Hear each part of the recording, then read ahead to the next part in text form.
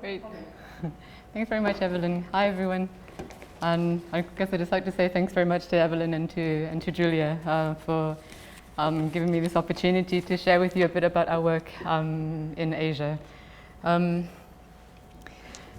Just to let you know a bit more about our organization. So we're a network of civil society organizations around the world. Some of us are networks of people who use drugs. Some of us are associations representing doctors and or lawyers. Some of us are policy research organizations, for example. And our main vision is to see drug policies. Can you hear me properly, by the way? You can? It is working.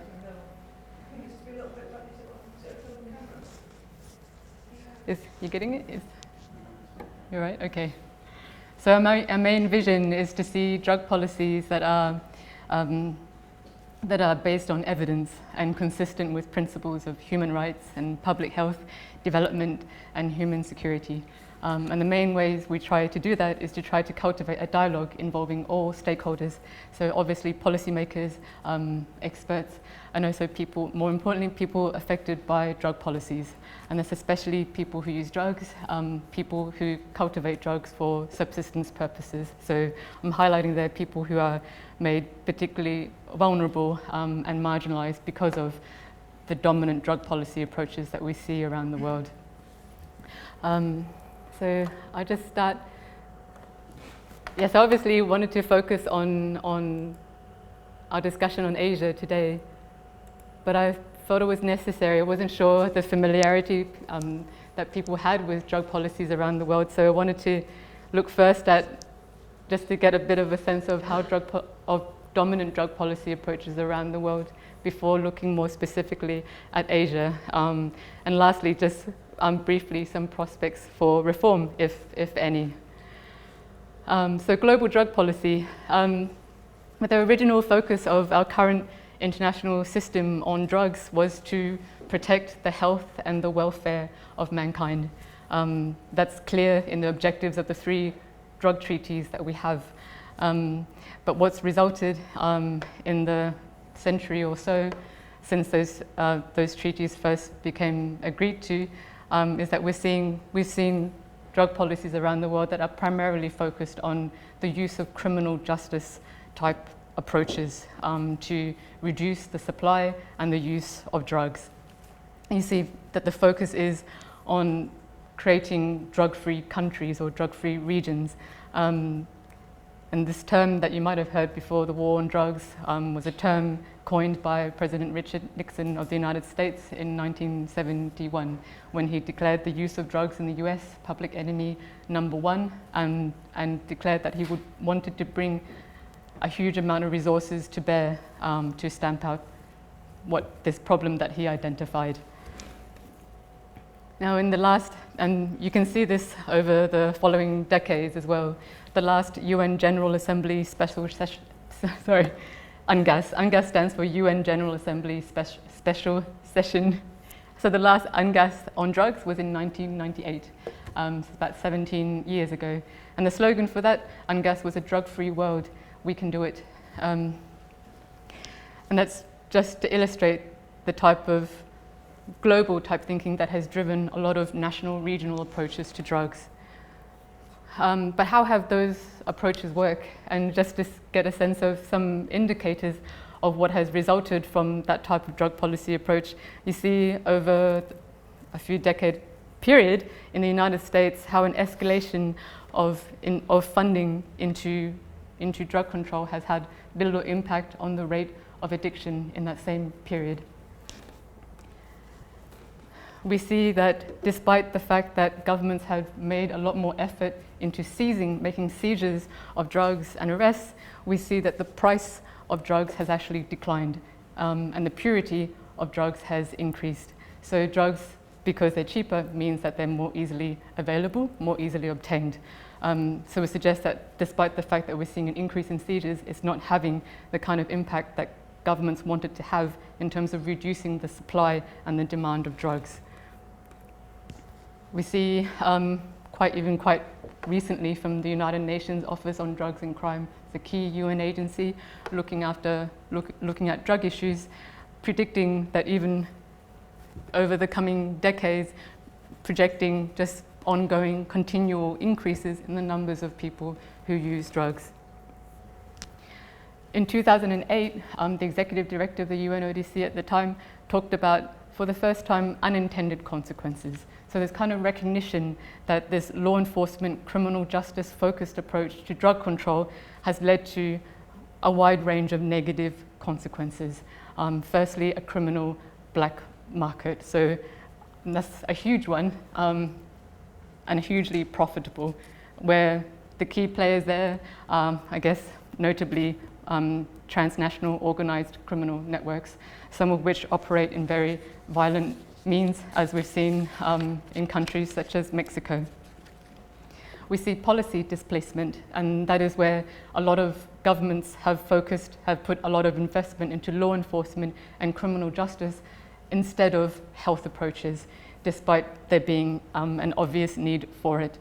Geographical displacement, that is where law enforcement measures targeting one particular area, even if they might succeed in pushing out drug supply and maybe reducing drug use in that particular area, it simply pushes drug-related activities to another location.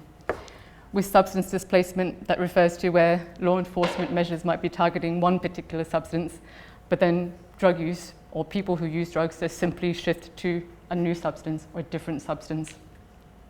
And of course, high stigma against people who use drugs, because in trying to reduce the demand for drugs, governments have mainly turned to making drug use a crime, with the thinking that if we label it, if we make it a crime, if we impose punishments for drug use, that will deter people from wanting to use drugs. And that has led to high levels of stigma against drug use related activity. The impact on public health. So we just see, as mentioned before, ongoing large numbers of people who use drugs, as well as people who inject drugs. Significant rates of people who inject drugs living with HIV, and as well as hepatitis C. We see underfunded health responses, so which means that even where people want help, they want drug treatment, they want access to harm reduction, they're not able to get it because governments have not been as willing to fund health responses for drugs as they have been to fund criminal justice or law enforcement measures. And something that's getting more attention now is a lack of access to essential medicines. This is one of the most important objectives of the drug treaties, was that while they wanted the drug treaties, one of the main objectives was to reduce, was to limit drug-related activities to those for scientific and medical purposes and not recreational purposes. The treaties wanted to protect access to essential medicines, and a prime example is pain relief medication. But we're in a situation now where over 80% of the world, and that's mostly people living in poorer countries, have low levels or non-existent levels of access to essential medicines, meaning that large numbers of people in the world die in pain. The human rights impact. So we see disproportionate penalties. We see penalties for drug-related offences, even low-level non-violent ones, that are more severe than for violent offences such as murder and for rape. We see the use of the death penalty, even mandatory sentences of the death penalty for people caught in possession of relatively small amounts of drugs. So even in countries who don't use the death penalty, you see extrajudicial killings, and this is something that was more notoriously done in Thailand in 2003, when the Prime Minister at the time said that he wanted to eradicate drugs from every square inch of the country within a 4-month period. And the way he did that was to get his police and troops on the ground to shoot people on sight if they were suspected of drug-related activities. So there you also see a lack of due process and fair trials as well. We see the compulsory detention of people who use drugs by governments who believe that the only way or the best way of stopping people from using drugs is to lock them up. Police brutality. Because drug use is seen as a crime, then it means that police have all sorts of reasons for pulling someone aside and subjecting them to a wide range of torture and abuses and arbitrary detention. And then we also see violations of the cultural and traditional rights of indigenous groups. And a good example is that of Bolivia, where the chewing of the coca leaf has been something that has been an important tradition for people there for a long time, but it's been prohibited under the treaties. And there's a longer story in which Bolivia has tried to protect that right while also remaining compliant with the treaties, but I won't go into that here. And lastly, I think we have to talk about the high levels of incarceration. The fact that we see, for example, in the United States, the world's biggest incarcerator in federal prisons, around 50% of those held in prison are held for drug offenses.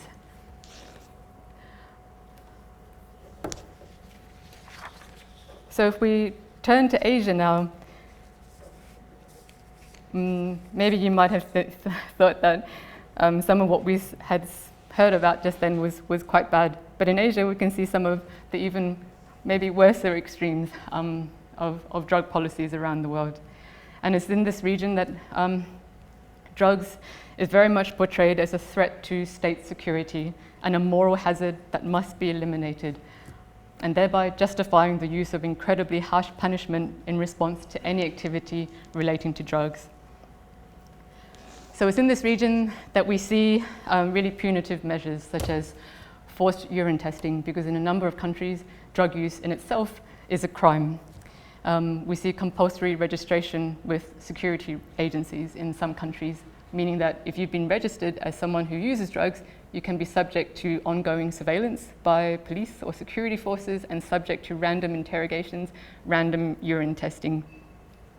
You see corporal punishment in countries such as Singapore, Malaysia, Brunei, Pakistan, and the Maldives, where you can be caned, flogged, or whipped just for being caught using drugs. And what we mentioned before, forced rehabilitation. And obviously, several of these measures involve torture. And in compulsory detention centers, people can be subjected to forced labor, and that's notably in China and in Vietnam. And it's there that we hear of stories from people who've been to those centers saying that they would have preferred going to prison, because at least in prison, they wouldn't be forced to work, and they have more space to move around in. So when we turn to, well, what about, so that was for drug use. So if we then turn to drug supply and what governments in Asia might do react to drug supply activities, well, it can be much, much worse. So for activities such as the trafficking and the production of drugs, we see, as mentioned before, long prison sentences and the death penalty. And yeah, so this is from a recent publication, just came out from Harm Reduction International. They do a regular one every few years or so.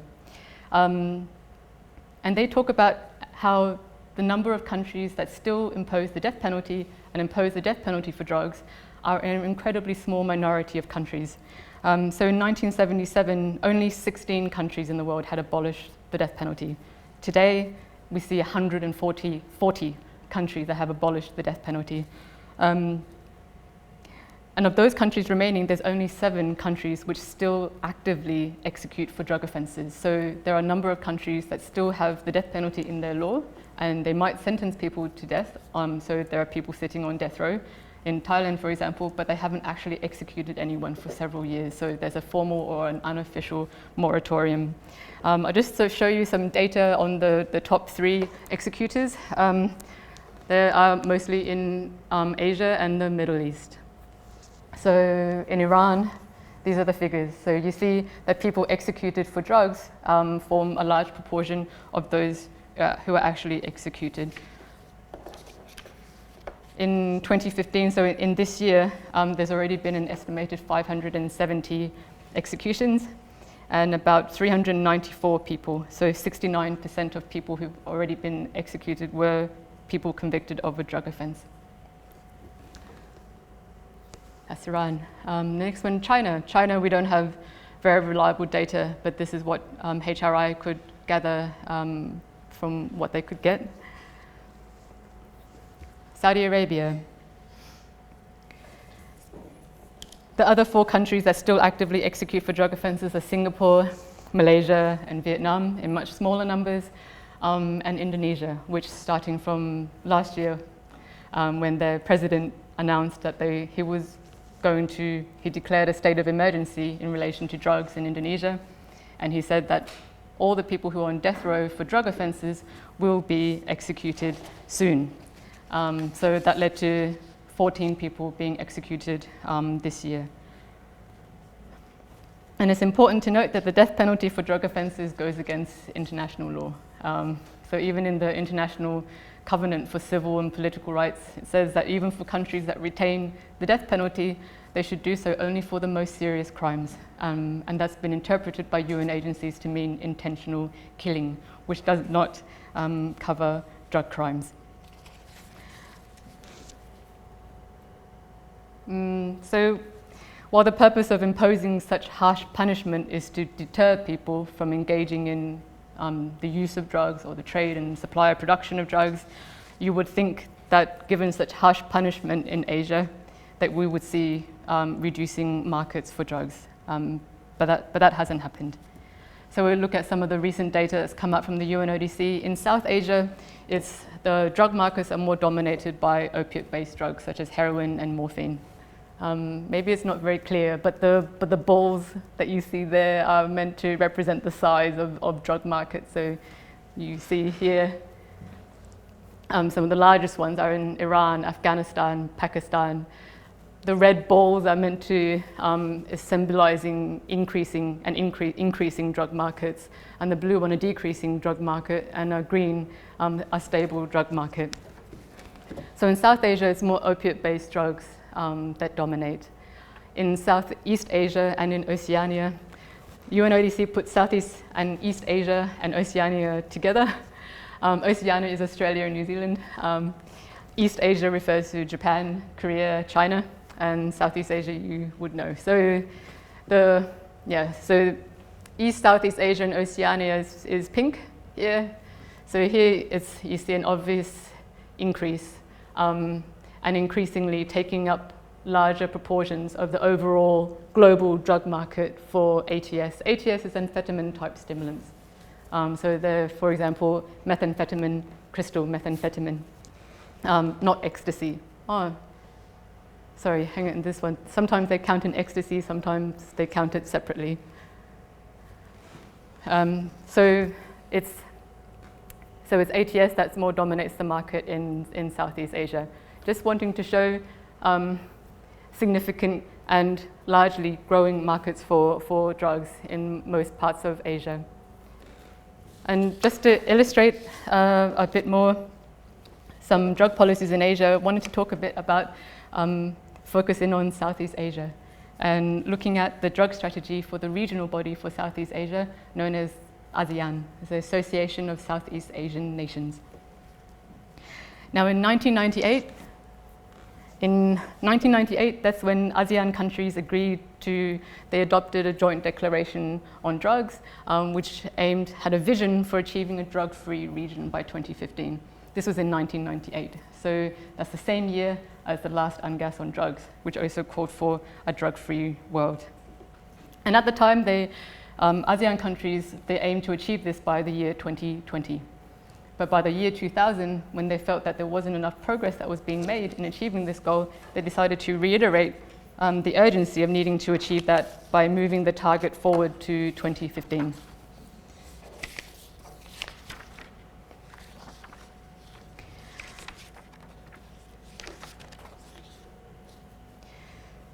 Well, 2015 is this year. They still have a few weeks to achieve that goal. Obviously, they're nowhere near achieving that.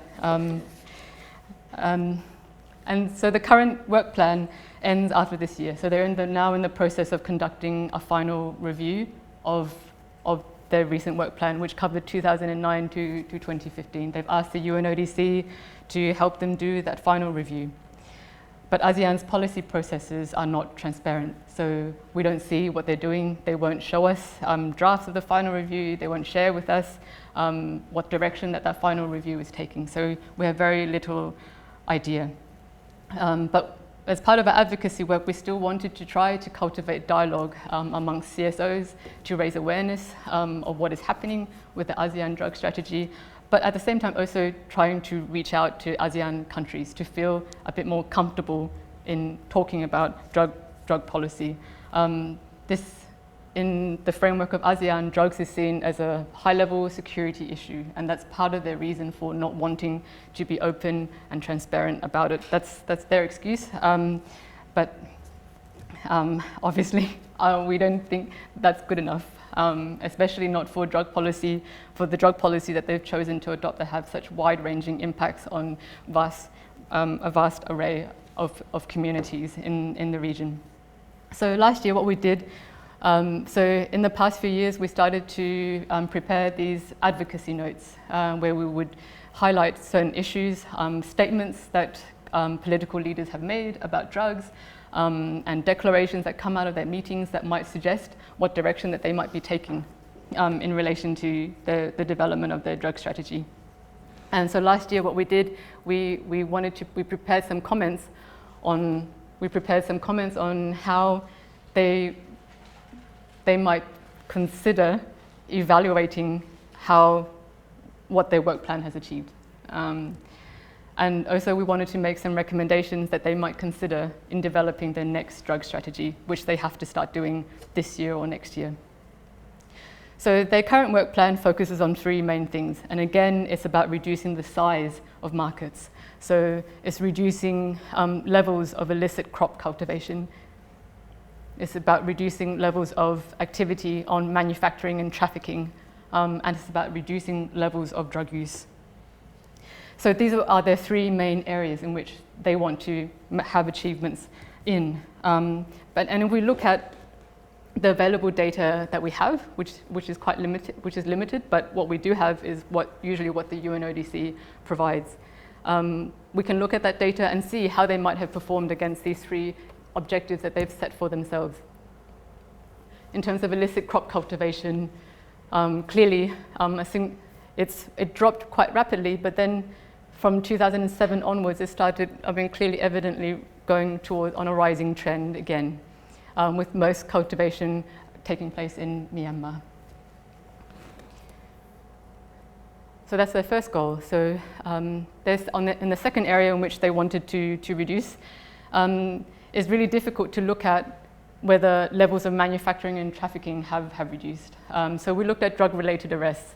So I don't know if it's clear or not, but basically for every country from this 5-year period, from 2008 to 2012, you see, except for Brunei, you see rising numbers of drug-related arrests. And in some cases, such as Cambodia, Laos, Malaysia, you see a very drastic increase in the rates of drug-related arrests.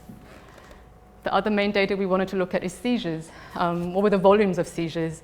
And you see from 2008 on the change to 2012 for all categories of drugs except for cannabis herb, interestingly, and except for ketamine, you see a really significant increase in the amount of seizures that have been made. Looking at methamphetamine pills, for example, in 2008, total seizures amounted to 22 million, but by 2012, it amounted to 124 million. So that's a really rapid multiplication in the volume of seizures.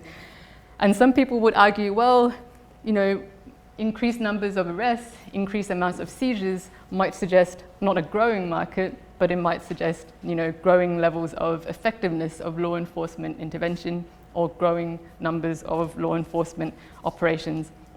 But we think that it's unlikely, and even when we speak with policymakers and with UNODC data experts, they think that this data doesn't suggest growing levels of effectiveness in law enforcement operations. They think it suggests a growing drug market. If we wanted to look at rates of drug use, it's incredibly difficult. Most governments don't invest in data on drug use trends. And The data that we do have is often from the UNODC, where they look at what they call treatment data. So the numbers of people who have gone into so-called treatment and the type of drug use that they have been going into treatment for. And the problem with that is that there isn't really much real humane, effective drug treatment to speak of in Southeast Asia. We mentioned before forced rehabilitation. So a lot of the cases, the data that you see in the UNODC reports about so-called treatment is actually of the numbers of people in those rehab centers. And they are people who are often arrested by police and forced to go to those rehab centers. So we don't agree that that is something that can legitimately be called treatment. And so we don't agree that the data that has been presented by well, at least I don't agree, that what the UNODC has presented is an accurate reflection at any level of drug use in the region. But what they have said, the UNODC has said, is that according to the perception of experts, is that the use of methamphetamine, and especially crystal methamphetamine, has continued to increase. So the expert perception is the people in charge of demand reduction or rehab in particular countries. So in summary, it's not difficult to demonstrate or to say, well, by no measure can we say that ASEAN has been successful in achieving the goals that it set for itself. Obviously, it's not only, of course it hasn't become drug-free, but it hasn't managed to make any progress in reducing the drug-related activities that they have tried. But more importantly, what we would say to them, well, these are the wrong objectives that you're focusing on in the first place anyway. That your sole focus shouldn't be on trying to reduce the supply and the demand of drugs. You should be looking at the impact that these drug markets are having on the lives and the health of people, and you should be trying to reduce the harmfulness, the damage, the damaging impacts of those drug markets in itself instead. So we said, where there's high level of opium cultivation is often associated with poverty and marginalization. In Myanmar, where a lot of the cultivation takes place, is often in remote areas. And obviously it's really complex in Myanmar because you have conflict zones as well. So that adds to the complexity of the situation. But the fact is that a lot of people engage in cultivation in those areas because they have little alternative means of making a living. They don't have access. It's hard for them to access markets. It's hard for them to grow crops that can help make them enough to live on and to survive, and for their families to survive on.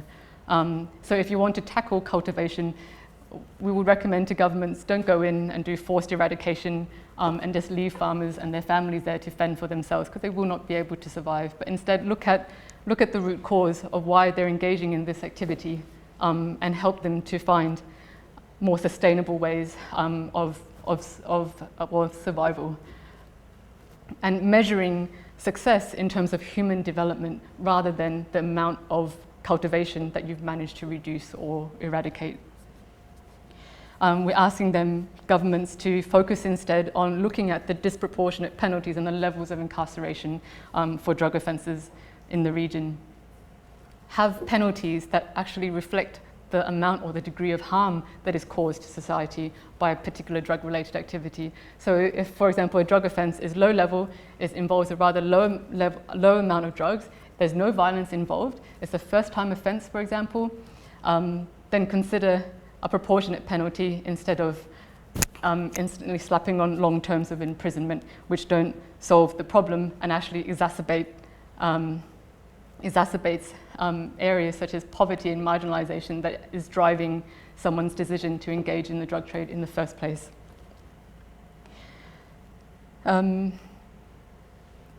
of course, the health-related risks for people who use drugs, especially HIV, hepatitis C, and the risk of overdose as well. But also harm reduction, like give people accurate, scientifically based evidence about drugs. Don't lie to people or to young people about what drugs can do. Be honest with people and offer them good and effective harm reduction services, and invest in good drug treatment services that people will want to go to if they choose to, instead of forcing them into facilities where they are subjected to abuse.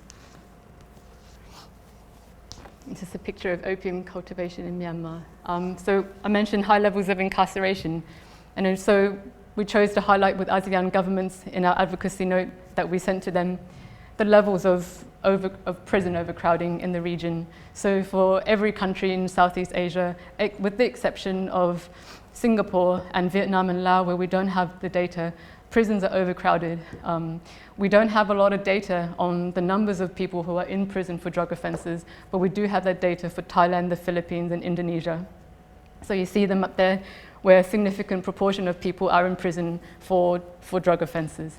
Thailand has by far the biggest prison population in the region, over 300,000 now, and has been rising really rapidly over the past few years. It's concerning. Thailand has the highest rate of incarceration of females in the entire world. So females often form a minority of a prison population, but in many parts of the world, and we're seeing this in Latin America and in Southeast Asia, they are rising. The rates of women being incarcerated are rising faster than for men. And in some countries, and Thailand is a prime example, a lot of women are being imprisoned for drug offenses. So in Thailand, the highest rate of female imprisonment in the world, over 80% of females in prison are there for drug offenses. So we're asking countries to look at this problem. A lot of women have specific circumstances that need to be considered. What if she is pregnant? What if she is and this applies for both men and for women, what if they are the sole carer in the family and there are children relying on them? They have dependents, they have elderly parents who are relying on them. If you put them into prison, who will take care of their children and their dependents? So for all these reasons, we're asking countries to consider addressing more issues beyond just trying to reduce the supply and the demand of drugs. I wanted to focus a bit on Indonesia. I haven't been keeping track of time. Are we okay for time? I think it's just a bit past 6. I wanted to focus a bit on one particular country in Southeast Asia. And Indonesia is a country I'm really sad about, because up until last year, before the new president came in, we had thought of Indonesia as the region's kind of hope for more progressive reform when it comes to drug policy, because there were some positive developments in terms of their willingness to support harm reduction alternatives to incarceration for people who use drugs. But when the new president came in and he declared a state of emergency for drugs, and again renewing executions for people on drugs, that also led to wider effects for other areas of his drug policy. So I wanted to show you part of a film, and it was made by PKNI, they're the National Drug User Network for Indonesia. From my perspective, the strongest civil society voices that we have for drug policy reform, and I hope I can say the same for the Philippines next in future, but for the past few years we see the strongest movement coming from Indonesia. And the National Drug User Network there has been amazing in being a voice for a lot of the human rights violations that the country's government is doing in the name of drug control. And they produced this film and it was just launched on Sunday. So instead of me telling you about what's happening in Indonesia, you can hear from them. And I wanted to point out that this was a film that was made with the support of the Hungarian Civil Liberties Union, and they do really awesome work on video advocacy for drug policy work. And another thing I wanted to mention is that for PKNI, that is led by a coordinator at the moment. His name is Edo. And pretty early on when I met him, he showed me a wound that he had in his lower leg. And he said that was a bullet wound. And it was from when a policeman shot him. And I thought, oh, maybe did he steal something? Was he running away? And he said, no, he was caught using drugs. And so the policeman shot him. Because that's what policemen do when they catch you using drugs for the first time. So they shoot you in the leg. And when they can see the wound, next time they see you, they'll see that, well, you've already been caught once. So if you're caught a second time, then they will more likely arrest you and send you to prison or to their rehab center. So he shows incredible courage in persisting in doing what he does. So, and you see him in this film. I'm just going to show the first 10 minutes, but you can see the whole film online on YouTube and on the HCLU website.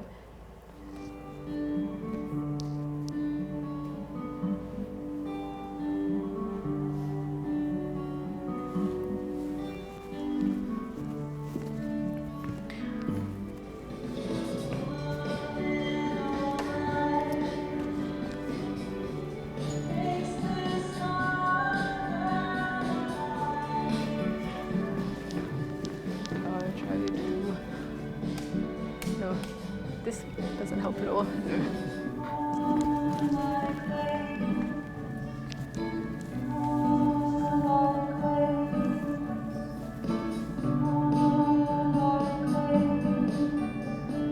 awal tahun 2015, Presiden Indonesia Joko Widodo mendeklarasikan bahwa Indonesia dalam keadaan darurat narkoba dan menyatakan perang terhadap narkoba.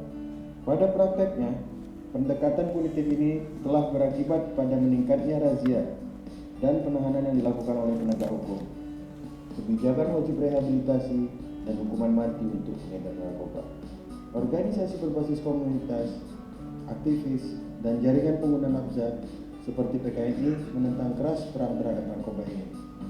Hal yang sama sekali tidak efektif, berbahaya, dan menghabiskan dana negara dalam jumlah yang sangat besar. Siapa yang mau suaminya di penjara sehingga anak-anaknya terlantar tidak diberi makan? Bebas! Yang tidak mau angkat tangan dirinya keluar! Yang mau menghentikan pengendaraan, angkat tangan diri!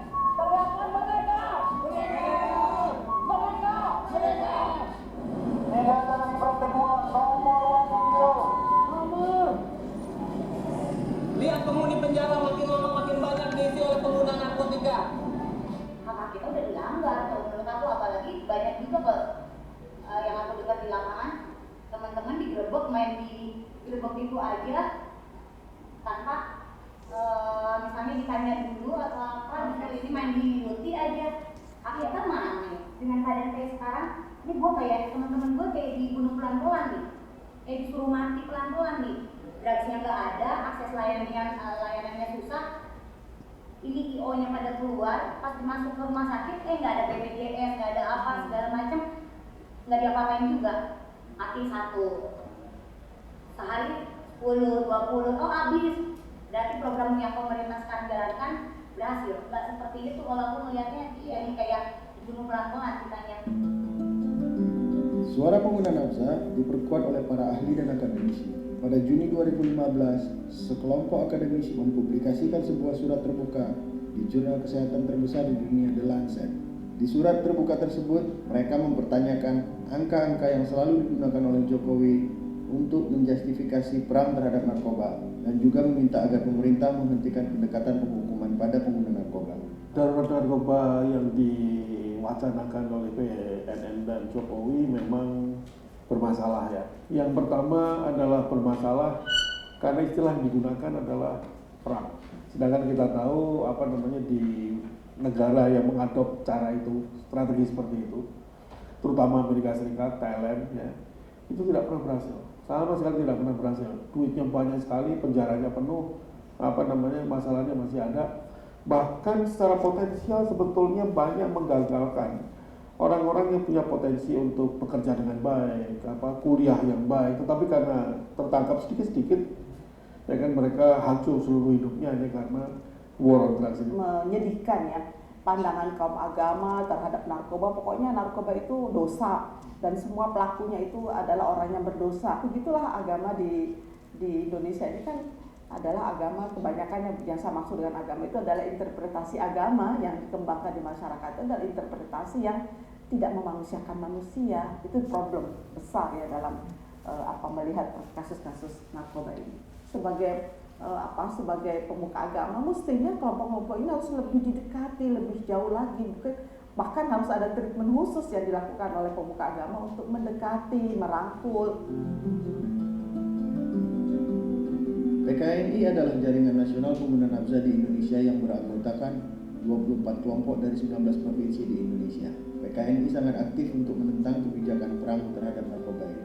PKNI adalah sebuah jaringan pengguna nafsa yang berusaha bergerak bersama bersama dengan masyarakat untuk mewujudkan keadilan sosial dan pemenuhan hak asasi manusia. Tujuan utama kami tetap merubah atau membuat undang-undang yang lebih humanis bagi pengguna nafsa. Akses terhadap layanan kesehatan termasuk diagnosa dan pengobatan, peningkatan kapasitas pada pengguna nafsa di Indonesia, meningkatkan kemampuan berorganisasi. Salah satu aktivitas PKN yang sedang atau dilakukan oleh teman-teman PKNI dan kelompok di beberapa kota dan provinsi adalah salah satunya melakukan pendampingan hukum. Ketika saya ada di jalan dan dibantu oleh orang lain, dan sekarang posisi saya adalah coba terus belajar dan harapannya bisa membantu diri sendiri dan juga membantu orang lain.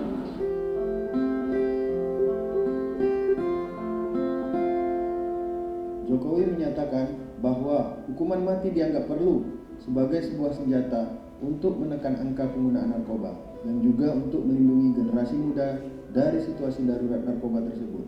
Pada tahun 2015, Indonesia mengeksekusi 14 orang yang didakwa sebagai pengedar, di mana hal ini memicu reaksi masif dari dunia internasional.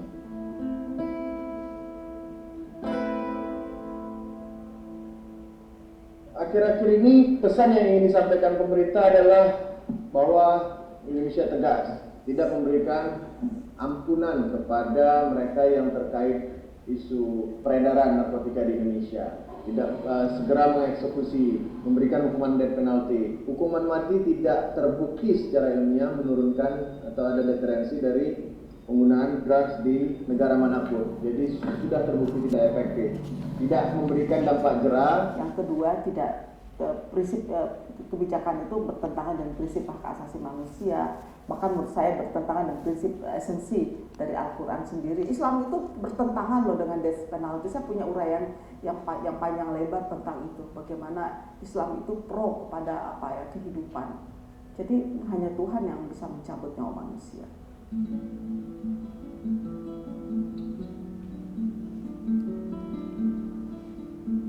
Pada prakteknya, kebijakan keras dari Jokowi lah yang telah menyebabkan pesan penegakan hukum ini terjadi secara terus-menerus. Beberapa contoh konkret yang terjadi saat ini: razia besar-besaran yang dilakukan oleh law enforcement, penangkapan dengan pelanggaran HAM, penyiksaan, extortion, suap meningkat di kalangan penegak hukum. Jadi pengguna nafsa kerap digunakan sebagai ATM mesin. Kalau yang punya uang mereka bisa bebas, yang nggak punya uang dikirim ke penjara. Satu bulan terakhir ini nih, situasi lapangan emang benar-benar beda banget. Kondisi lapangan sana sini gerebekkan, sana sini polisi, BNN udah setiap hari, bahkan di beberapa hotspot itu ditongkrongin sama BNN. Di semua jalan, akses jalan itu semua ditutup, dijagain polisi.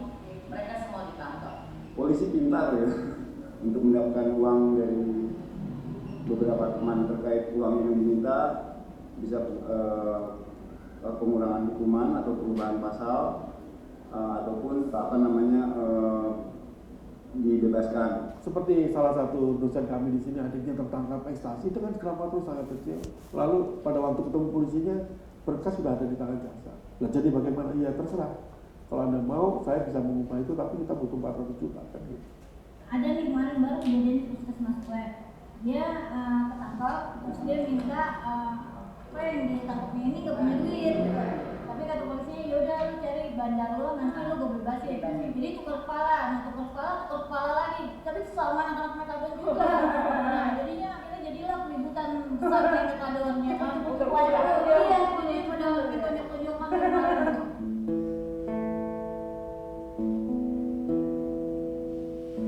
Tahun 2009, Undang-Undang Narkotika baru disahkan di Indonesia, di mana diatur mengenai hak untuk mendapatkan rehabilitasi pada pengguna nafsa dibandingkan penjara. Tapi pada kenyataannya, angka pengguna nafsa yang ditempatkan di penjara terus meningkat. Di bulan Juli 2015, terdapat 63 ribu lebih pengguna wanita terkait kasus nafsa. Yeah, I'm just going to stop it there. But if you want to see the rest of the film, it's on the PKNI's website. You can easily Google their website. as well as the HLCU's website. So, so the president said that even though he declared that all people convicted on death row for drug offences will be executed soon, they did stop after 14, and they recently. So there's still around 60 people on death row for drug offences in Indonesia. But they recently said that they will stop for the time being due to economic difficulties. I don't know if they meant, I think that could have meant a combination of the cost of carrying out an execution, but it's a hi Peter. But also the economic fallout. So the fact that foreign investment saw Indonesia as a less attractive place because of the backlash that it bore because of its executions. So the next UNGAS is coming up next year. It's the first one since the last one 17 years ago. So it's been 17 years, a long period of time. So many advocates are hoping that this will be an important moment to see some change in the debate and in approaches to drug policies around the world. But what's the prospects in Asia? Well, it's incredibly slim. Asia is often called, quite rightly, the most repressive region in the world for drug offences.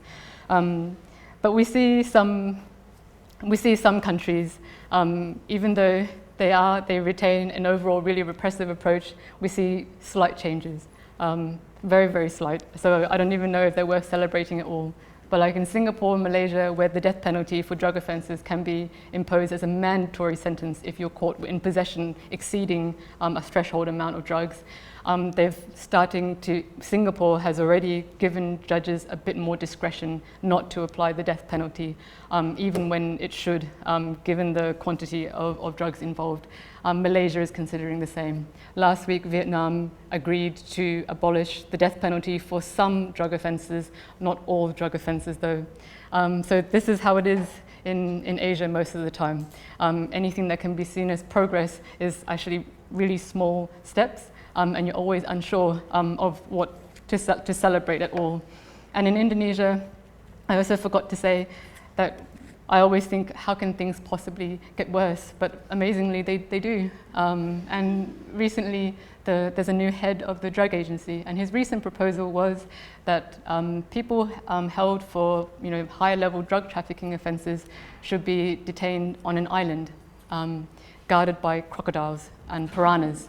But crocodiles are the really dangerous, deadly kind. And the reason for that is because they cannot be bribed in the way that prison guards can be bribed. And even when people laughed at him for being ridiculous, he said that was a really serious proposal, and he's actually on the lookout for the most dangerous, most deadly crocodiles possible that can be used. It's so insane that you want to laugh, but you can't because you want to cry at the same time. In the past week, he also proposed reintroducing a mysterious shooter program, and that's where it's involving extrajudicial killing.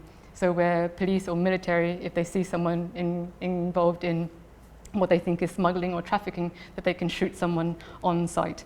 That's his proposal. It's very new, so we don't know how far it will go. Hopefully, it will not go far at all. So that's Indonesia. So in terms of the mood for change, it's very unlikely to hear any loud voices in Asia calling for change. Even in countries like Thailand, where you see, under a military coup, surprisingly, under military government, it's a surprise that you see political leaders saying in public forums that our current approaches to drug policy has failed and is ineffective, and we need to consider alternatives. And as a result of that, Thailand is now reviewing its drug law. But any prospect of significant change in the drug law is incredibly slim, so we've heard. So even though that's the case in Thailand, we don't know to what extent they will speak loudly for an alternative position, given the pressure to put forward a regionally united position driven by countries such as Singapore. Singapore is the most prosperous economy amongst the ASEAN countries, and this year called on its ASEAN neighboring countries to not be influenced by the liberal drug policy reforms happening in other parts of the world, and notably that's the decriminalization of drug use in some parts of the world and the legalization of cannabis in Uruguay and in some states in the US. So it's incredibly fraught, but like to hope that at least that there seems to be some growing division or alternative viewpoints in the region. But whether they will prosper or flourish is still very hard to say. That's UNGAS. Elsewhere in the world, just wanted to talk about, you see a much more, slightly more positive, more promising picture from the launch of the Global Commission on Drug Policy. So it's a group of really high-level individuals calling for an end to the war on drugs. I'm calling for UNGAS to have an open debate where no topic is taboo, where countries will be willing to have an open, honest conversation about how drug policies have worked and how they have not worked, and the need to consider new alternative ideas. In 2012, we mentioned Bolivia, and what they had actually done with, they wanted to protect their traditional, their indigenous right to chew the coca leaf. So they withdrew from the 61 convention, and they wanted to be exempt from that particular provision that prohibited that activity, and they again joined the convention. And that's something that was groundbreaking in a way, because no country had, well actually it has happened before, but it was a way in which Bolivia tried to get around this really prohibitive controls on drugs. And we're hoping that approaches like these might be encouraged as a way of develop alternatives to punitive approaches to drugs. Yeah, and you might know of this already.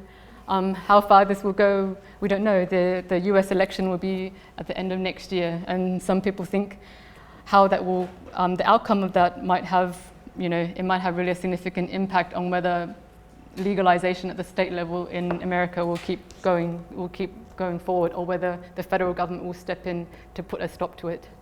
And Uruguay became the first country to establish a legally regulated market for cannabis. It's still very much in the early stages of setting that up. Last year, so in this global policymaking forum on drugs, it's very rare to see any real debate, but last year we saw one when there were strong oppositions to the death penalty, led notably by many countries in Europe, and on the other side, those who fought to defend their right to keep executing people were countries like Pakistan, Iran, and China. I think for the first time this year, there was a special session in the UN Human Rights Council looking at the impact on human rights caused by drug control policies. And this is a debate that we encourage, that it shouldn't be a debate that's monopolized by the UN Office on Drugs and Crime. Like drugs is an issue that has a wide range of impacts on development, on human rights, on women and children, for example, and therefore other UN agencies, other stakeholders should also join in and be part of this debate. I just end with just saying the kind of advocacy ask that we have for UNGAS. I mentioned it before, that this is an open debate that is inclusive of all stakeholders, and particularly people who are affected by drug policies. We're asking for drug policies to no longer focus only on reducing the supply and the demand of drugs, but to focus also on reducing the harms caused by drug markets and of drug policies themselves. We ask for support for experimenting with different policies in relation to drugs. We're calling for the end to the criminalization and the punishment for people who use drugs and people who grow drugs for subsistence purposes, as well as an end to the death penalty. And lastly, we're calling for a harm reduction approach. We're calling for much more support from government to ensure that people who need access to harm reduction and health services can get it. Yeah, and so this is our global campaign that many NGOs are a part of, and the main call is for an end to the criminalization and punishment of people who use drugs, and instead for, I feel like I'm repeating myself, but again for governments to provide support instead of punishment, to see drug use as a health issue and not a crime, and therefore not to be responded to with criminal justice measures. Okay, thank you. Yeah.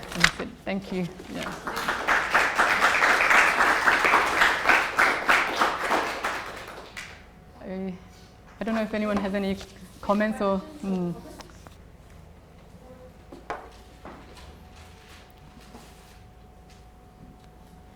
Yeah. Yeah, I'm wondering, the UN brief that was leaked, I think, at the Yeah. International Harm Reduction Conference about Yeah. decriminalization. Do you think that that will have any like global effect or influence on policy? Or because it was leaked, maybe it won't, 'cause it's not quite official? Yeah, I know. I think it's really hard to say. I mean, the UN ODC made it really clear they disowned that statement.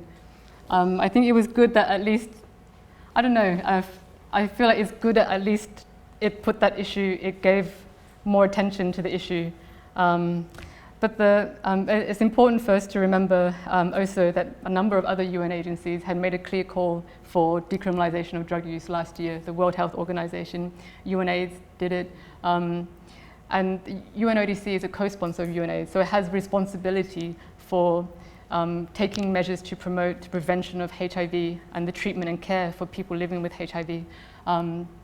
Who are also people who use or inject drugs. So UNODC has that responsibility, so they're linked to the UNAIDS in a way. So when UNAIDS made that recommendation, some would argue, well, the UNODC implicitly agreed to that call.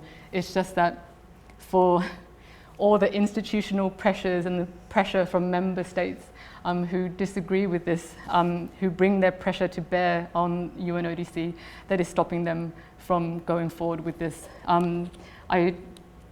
It's good in the sense that it gives pressure on the UNODC to think about it, but it might also mean that they will just back away and choose not to say anything on this for quite a while until they feel like it's safe to do so and that they can do so with kind of little attention being paid to them. But in this year, in a number of regional and even global meetings, you see on the PowerPoint slides, the UNODC officers, high-level officers from the UNODC already saying that the international drug treaties permit decriminalization and depenalization of drug use. So they've actually already said it. It's just that this particular document, the fact that it was leaked the way in which it was not released, and the fact that it was leaked, that's just a debacle, I think, that could be separated from the recommendation the UNODC has already made. And the International Narcotics Control Board, I think last week or a week before, also emphasized that the treaties allow for alternatives to conviction or punishment for people who use drugs, and including people who are found in possession of drugs for personal use. So you're seeing in some of this rhetoric a growing support for this. It's just that the UNODC doesn't yet have a paper on decriminalization yet. Yeah. Thank you for your talk. Like you mentioned that one of the goals of your global campaign is the support of policy experimentation. Can you give us maybe some successful examples that would be easy to apply also in other regions, or not only in Asia? Some successful examples of the policies that you have tried to, or you work with in Asia. Okay, so examples of successful policies in Asia. Yeah. Yeah, that is always a really huge challenge. It's really hard because whatever example that you give always has to be heavily qualified. One example that the UNODC recently likes to give is that of Myanmar, because earlier this year, the government agreed to work with UN agencies and civil society organizations and experts, and also the organization representing the network of people who use drugs. So they agreed to work with all these stakeholders to have a national review of their drug laws. And that's actually amazing. I mean, we shared before how drug policy processes are a space that is incredibly closed, and governments are not willing to open it to involve other stakeholders, particularly those from outside of government. And Myanmar did this, and they listened to people and allowed CSOs and international experts to submit their recommendations. So they did have a heated debate on decriminalization, for example. And Myanmar, in their drug law, their current drug law, I think the penalty for drug use is 2 to 5 years in prison. So the agreed recommendations in the end, they didn't agree to decriminalize, but they agreed to reduce the penalty from 1 to 3 years in prison instead. So you kind of feel awesome, but at the end of the day, it's still 1 to 3 years in prison. That is an incredibly harsh punishment for something that should be dealt with as a health issue.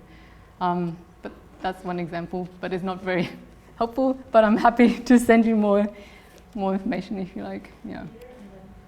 It's so nice to see you. Yeah. And I'm so sorry I couldn't come over It's today, okay. but I wanted to make sure to comment. I hope I'm not leaving something that was already said. I wonder that whether there is a pattern that in countries where there are some more freedom of speech and more freedom of the press, more access to information, whether those countries are more able to open up towards more progressive drug policies, assuming that sort of an open society with free exchange of ideas can be smarter and can have a better chance to leave behind bad policy. And they will better for public policies on this issue as well. Is there any such observable pattern or not really? Yeah, that's a really interesting question, Peter. Yeah, I mean, but yeah, I haven't done that kind of analysis. I haven't seen that kind of analysis.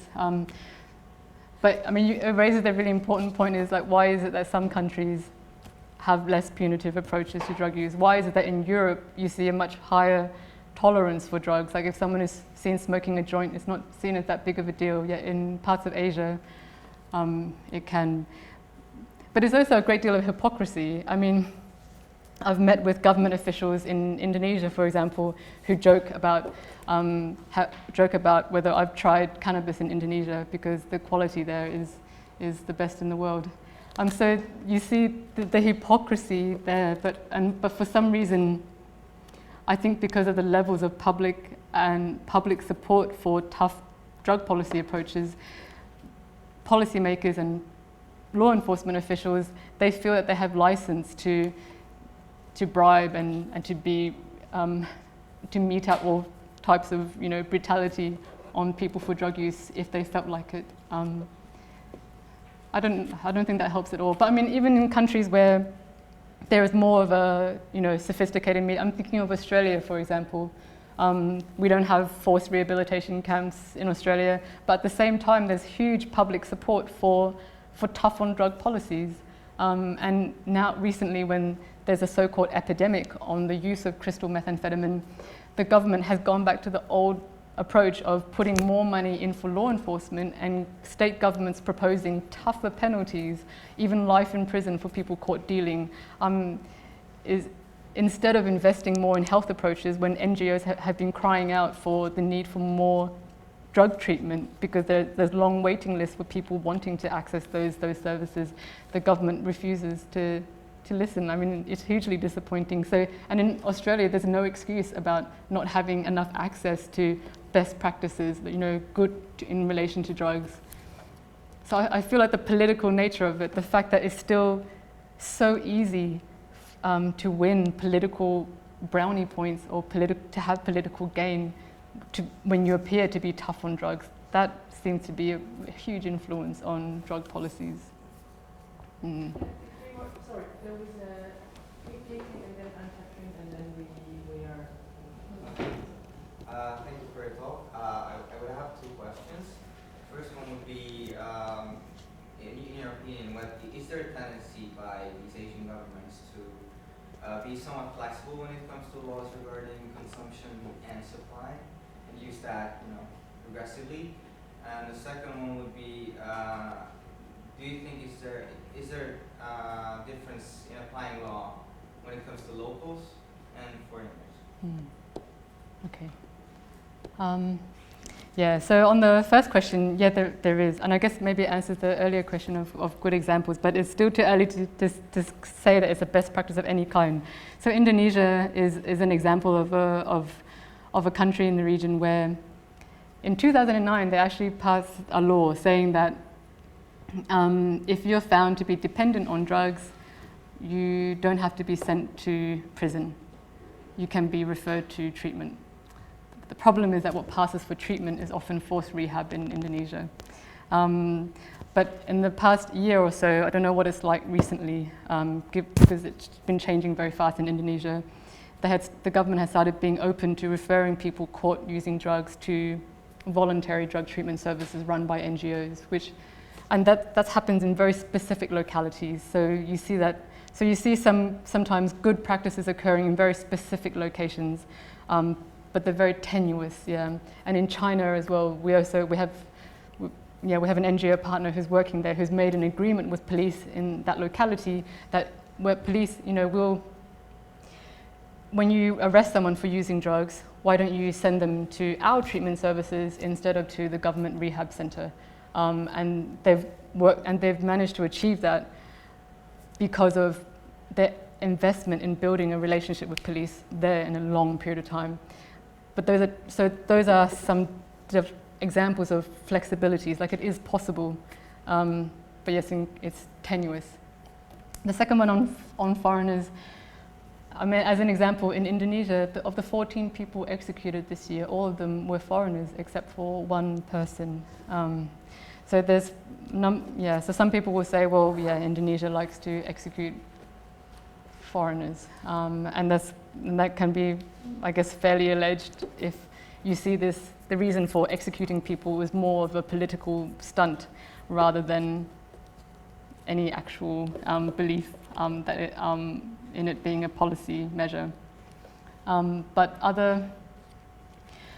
It's a good question, but we don't. People have asked that before, like in prison populations, what are the proportion of people who are in prison for drugs who are foreigners or locals? But we don't have that data. But it's a good question. Sorry, can I refine the question quickly? I actually wanted to ask whether the government purposefully washes the two definitions together, that is consumption and supply, in order to, even consumers would be judged on the supply laws.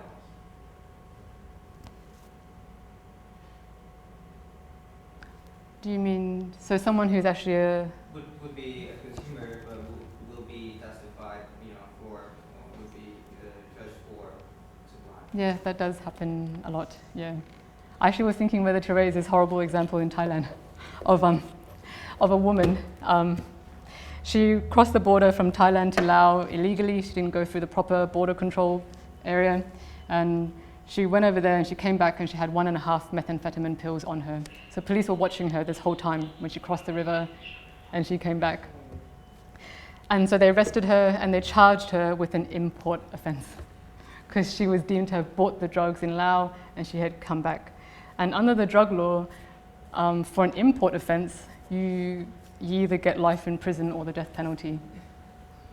And even though she said that she had bought these pills for her own consumption, they decided to charge her with an import offense. So that's, I mean, what you were charged with, there's so much dependent on police discretion or prosecutor discretion. And you see the film there, like people will say, like, police might try to bribe you, like, oh, if you have X amount of money to give me, I'll charge you as a user instead of, this other, as a dealer offense. Yeah.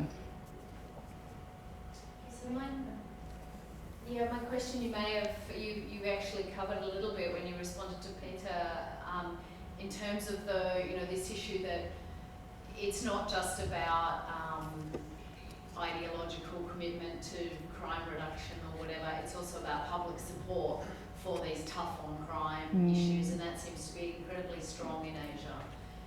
And I just wanted to ask about whether there's any prospect for that to change, because it seems to me that the public opinion side may need to change before the policies, before the governments can act or will act. If there's any sign that there's possibilities of a shift in public opinion towards more harm reduction than law enforcement. Yeah, I think part of, it's a really good question. I think part of the problem that there isn't any research, there's no research that I can think of, at least not systematically done on levels of public support. And it just seems to wax and wane a lot. A lot of times we do have policymakers, when we sit down and we try to have this discussion with them about, the possibility of different approaches, they often say, yeah, like if you can change public opinion, then we'll change our policies. Yeah. But we kind of feel that's kind of silly. You're in the leadership of this country. You also have an obligation to show leadership on something, especially if it's causing a lot of harm to your people. But from what I've seen,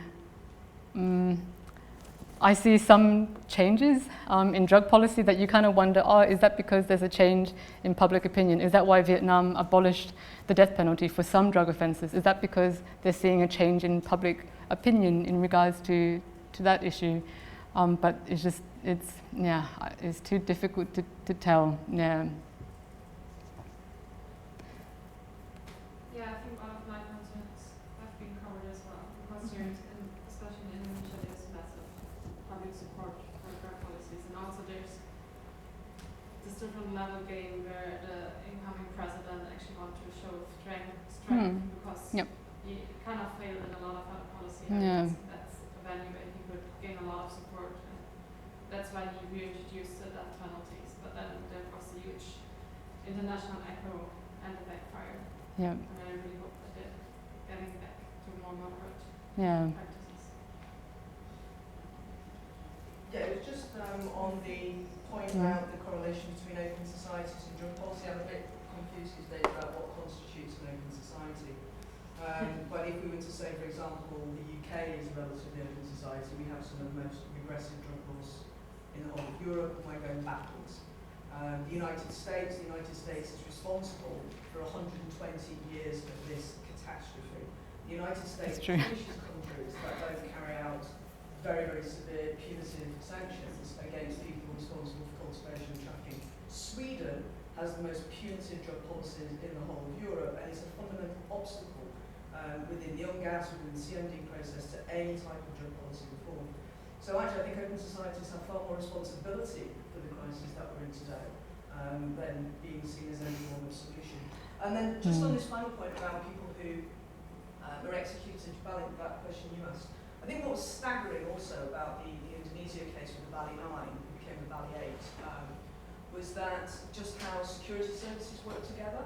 And I think what was staggering in that case was that the Australian police worked very closely, allegedly, with the Indonesians, and actually allowed these people to traffic the drugs into Indonesia, rather than arresting them in Australia, allowed them to go through to Indonesia, where they were executed. And then the Australian police had the hide to get upset with the Indonesian government for executing them.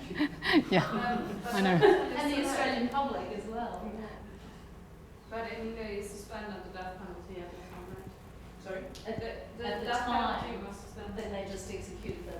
Yeah, I know, but at the time when they were cooperating.